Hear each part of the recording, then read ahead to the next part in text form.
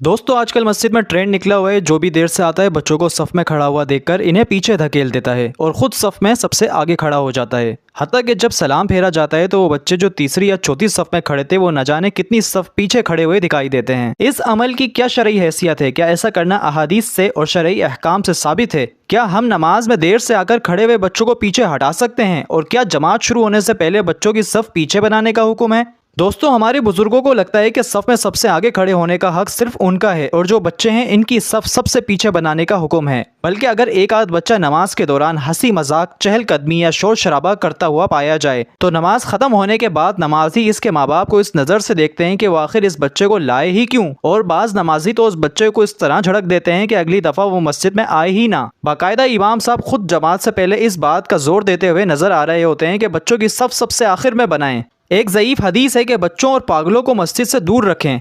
दोस्तों अगर ये बात सच्ची होती कि बच्चों को मस्जिद से दूर रखें तो हमें सहाबा किराम तबा ताबईन से जो अहादीस मिली हैं इनसे तो ये बात साबित है कि हज़रत हसन और हज़रत हुसैन रदी अल्लाह ताला अन्हुमा का मस्जिद में आना और नमाज के दौरान आप सल्लल्लाहु अलैहि वसल्लम की कमर पर सवार हो जाना भी साबित है। हज़रत अबू हुरैरा रदी अल्लाह ताला अन्हु फरमाते हैं कि हम आप सल्लल्लाहु अलैहि वसल्लम के साथ इशा की नमाज पढ़ रहे थे। जब आप सल्लल्लाहु अलैहि वसल्लम सजदे में तशरीफ़ ले गए तो हज़रत हसन और हज़रत हुसैन रदी अल्लाह ताला अन्हुमा आप सल्लल्लाहु अलैहि वसल्लम की कमर पर चढ़ गए। फिर जब आप सल्लल्लाहु अलैहि वसल्लम सजदे से सर मुबारक उठाने लगे तो इंतहाई प्यार से आहिस्ता से इन्हें कमर से हटाकर ज़मीन पर रखा।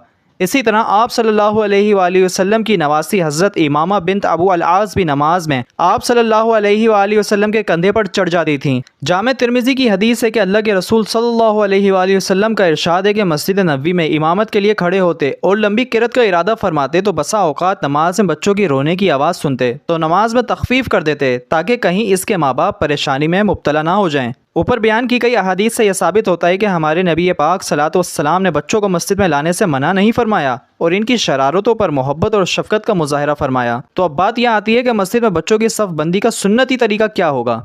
यहाँ इस बात को समझ लें कि बच्चों की दो किस्में हैं, एक वो जो समझदार हैं जिन्हें मस्जिद और घर की समझ है, पाकी और नापाकी की समझ है, आकिल हैं, या फिर उनकी उम्र 7 साल है, और दूसरी किस्म उन बच्चों की है जो नासमझ हैं। तो क्या शरई हुक्म दोनों बच्चों के लिए यकसा होंगे?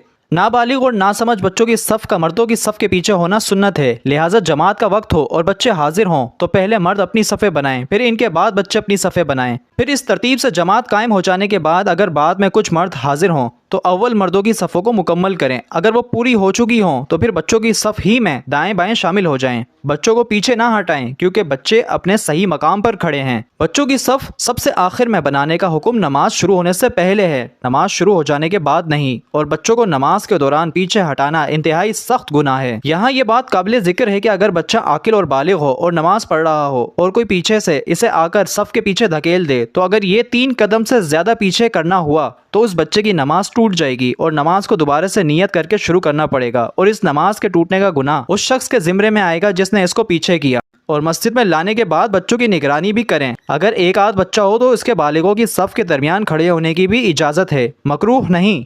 इसलिए वालिद या बड़ा भाई बच्चों को अपने साथ खड़ा करे ताकि वो शरारतें ना करें। नेज़ दूसरी तरफ अगर बच्चा कभी शरारत कर ले तो दीगर नमाजियों को चाहिए कि उन्हें प्यार मोहब्बत से समझाएं, इन्हें मस्जिद की अहमियत दिलाएं, इन्हें इस तरह ना झड़कें कि वो मस्जिद में आना ही बिल्कुल छोड़ दें। बच्चों से शरारतों का वकूफ़ फितरी है, इसलिए इसे नज़रअंदाज करके हिकमत का तरीका इख्तियार करना चाहिए। हाँ, अगर बच्चा समझदार हो, नमाज पढ़ता हो, मस्जिद के अदब व एहतराम का पास और लिहाज रखता हो तो सफ़ में सबसे आगे खड़े होने में कोई हर्ज नहीं।